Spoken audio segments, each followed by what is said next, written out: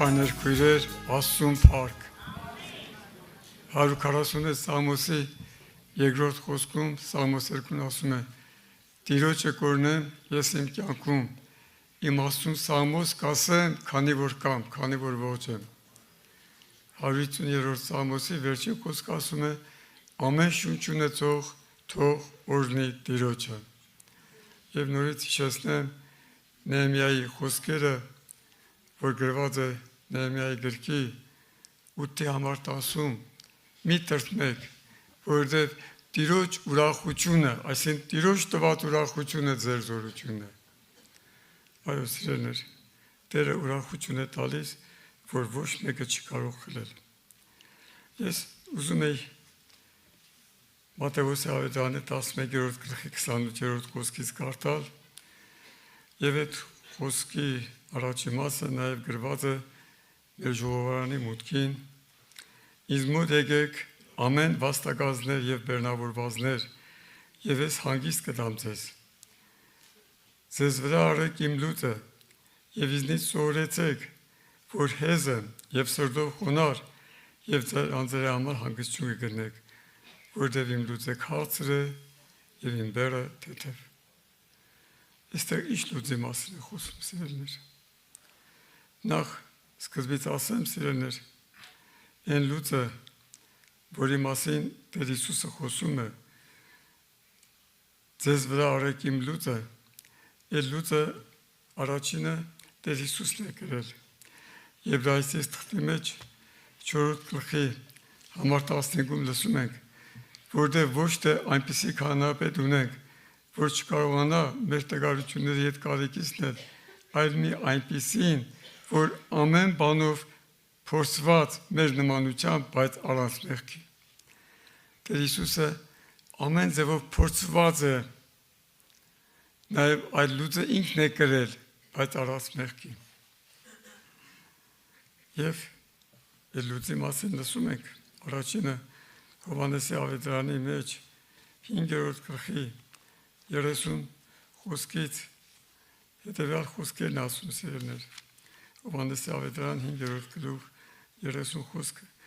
Ես ինձանից չեմ կարող ոչինչ անել, ինչպես լսում եմ, այնպես եմ դատում եւ իմ դատաստանն արդար է, որովհետեւ իմ կամքը չեմ որոնում, այլ ինձ ուղարկող խոր կամքը։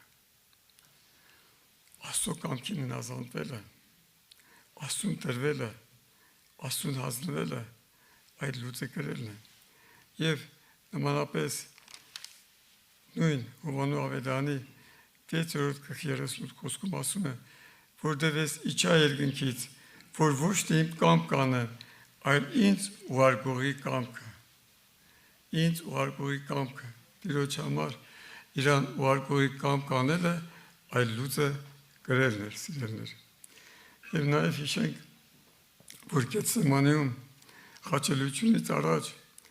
Տեր Հիսուսը աղոթք էր անում, խնդրում էր երկնավոր Հորը, որ Հայր, եթե կարելի է, այս գավաթը ինձանից անցկացրու, բայց ոչ թե իմ կամքը լինի, այլ քո կամքը։ Աստծո կամքի առջև խոնարհվելը, Աստծո կամքի տակ մտնելը, հոժարելը, որ մեր կյանքում ամեն բան լինի Աստծո կամքով, սա այդ լուծը կրելն է, սիրելիներ։ Եվ հիշենք, սիրելիներ, Եդեմի այգում մարդը մերժեց։ Մարդը խաբվեց, հրապուրվեց, Սատանան խաբեց, որ եթե այդ պտղից ուտես, Աստծո խոսքից դուրս գաս, ոչ թե մեռնելու ես, այլ Աստծո պես ես լինելու, իմանալու բարին եւ չարը։ Մարդը Եդեմի այգում բարին եւ չարը կարող է իմանալ միայն Աստծուն դիմելով։ Այդպես կարելի ասել, Ադամ եւ Եվան մինչեւ մեղսագործությունը կարծես երեխայի նման էին, միամիտ էին, որպեսզի չարն ու բարին իմանային, պետք է Աստծուն դիմեին, բայց Սատանան հրապուրեց։ Եվ այսօր ինչքան մարդիկ, այնքան կարծիք։ Դրա համար Եսայի մարգարեության մեջ ասում է. վայ նրան, որ չարին բարի ասում, բարին չար, դարին քաղցր և քաղցրին դարը, խավարին լույս և լույսին խավար։ Ուրեմն սիրելիներ, այլ լուծը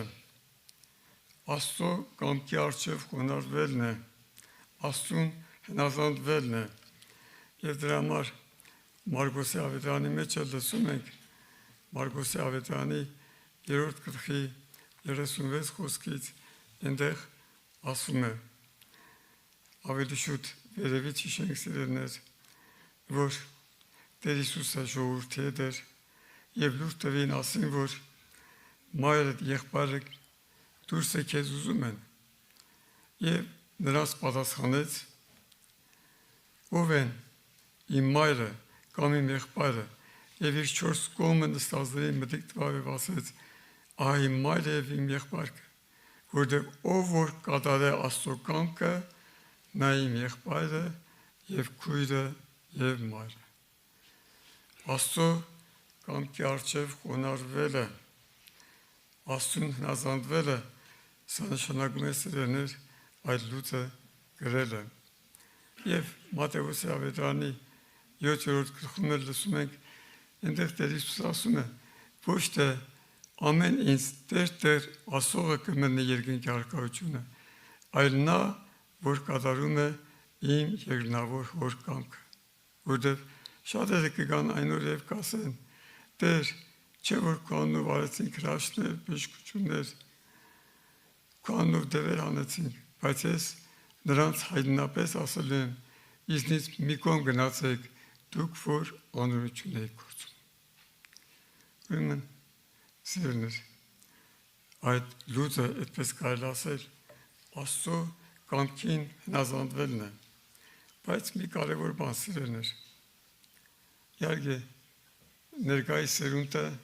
դա չի հասկանա, իրանց համար խորհուրդ է, որտեղ իրանք չեն տեսել։ Լծի տակ մի ես չի, երկու ես է, այդպես չի, ովքեր հին մարդիկ պետք է իմանան, ովքեր որ իրանց աչքով տեսել են, թե ասենք 60-70 տարի առաջ հող ինչպես էին վարում։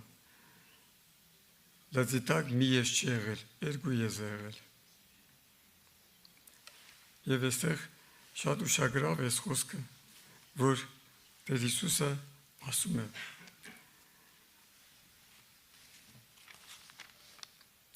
Ձեզ վրա առեք իմ լուծը և ինձանից սովորեցեք, որ հեզ եմ և սրտով խոնարհ և ձեր անձերի համար հանգստություն գտնեք։ Այդ լուծը Տերը կրում է և ասում է. եկեք մտեք այս լծի տակ։ Նաև մի բան, սիրելիներ, հիշենք, որ Տեր Հիսուսը երկրի վրա ապրեց որպես մարդ, մարդու որդի, ոչ թե որպես Աստծո որդի, իր էությամբ Աստված էր, Աստծո որդի էր, բայց երկրի վրա ապրեց որպես մարդ։ Եվ դրա համար ասում է, մարդու որդին պետք է չարչարվի, պետք է մատնվի հեթանոսների ձեռքը։ Պողոս հրատյալ ասում է, մեկ Աստված կա և մեկ միջնորդ մարդու և Աստծու միջև Հիսուս Քրիստոս մարդը, որ իր անձը ամենքի համար փրկանք տվավ, որ վկայություն լինի իր ժամանակին։ Տեր Հիսուսը երկրի վրա ապրեց որպես մարդ, խաչվեց որպես մարդ և մեր փրկությունը արեց որպես մարդ։ Եվ դրա համար ասում է, ձեզ վրա արեք իմ լուծը, այն լուծը, որ ինքը կրում էր, ասում էր, արեք մտեք այս լուծի տակ, Աստծո կամքին հոժարեք։ Եվ Տերը նաև ասում է, որ այդ լուծը քաղցր է և այդ բերը թեթև։ Այդ լուծը Աստծո կամքի մեջ լինելը, Աստծո կամքը կատարելն է։ Այդ լուծը քաղցր է և բերը թեթև։ Հովհաննես առաքյալը իր առաջի թղթի 5-րդ գլխի առաջի խոսքերից գրում է. ամեն ով որ հավատում է, թե Հիսուսն է Քրիստոսը, Աստվածանից է ծնված, և ամեն ով որ ծնողին սիրում է, նրանից ծնվածին էլ է սիրում։ Սրանով ենք ճանաչում, թե Աստծո որդիներին սիրում ենք, երբ որ սիրում ենք Աստծուն և նրա պատվիրանքները պահում, այսինքն նրա կամքի մեջ ենք, որտև սա Աստծո սերը, որ նրա պատվիրանքները պահենք եւ նրա պատվիրանքները ծանր չեն։ Նրա պատվիրանքները ծանր չեն։ Օրենքի պատվիրանքները ծանր էին, շատ ծանր էին։ Օրենքը տրվեց եւ ոչ մեկը օրենքը չկատարեց, ամենքը մեղք գործեցին եւ Աստծո փառքից ընկած էին։ Օրենքը տրվեց, որպեսզի մեղքը ճանաչեր, եւ օրենքի այդ ծանրության մասին Պետրոս առաջալը եղբայրների առջև եղբայրական ժողովում ասում է հետեւյալը, որ գրված է Գործ Կարակելոցի 15:9-ից, եւ ոչինչ խծություն չարավ նրանց եւ մեր մեջ հավատքով սրբելով նրանց սրտերը, եւ հիմա ինչու եք